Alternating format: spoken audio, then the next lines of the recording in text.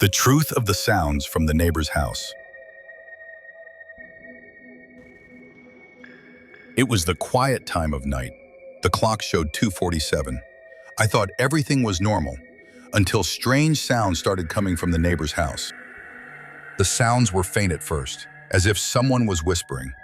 But a few seconds later, the whispering turned into knocking on a door, followed by sounds like someone was hitting the wall.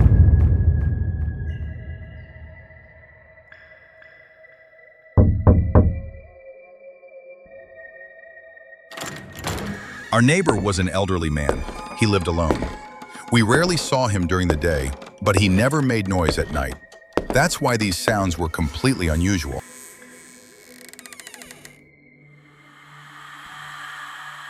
When I approached the door, the sound suddenly stopped. It was as if someone on the other side of the wall was listening to me. A few seconds after that, the sounds of floorboards creaking could be heard. Someone was slowly walking around the room. I pressed my ear to the wall to understand what was happening. This time I heard it clearly.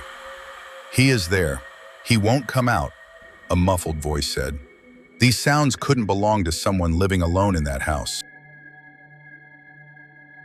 The next day, news spread in the building that the man had passed away 2 days earlier. But the strange thing was that on the night of his death, the police had searched the house at the exact time I heard the noises, and the house was completely silent.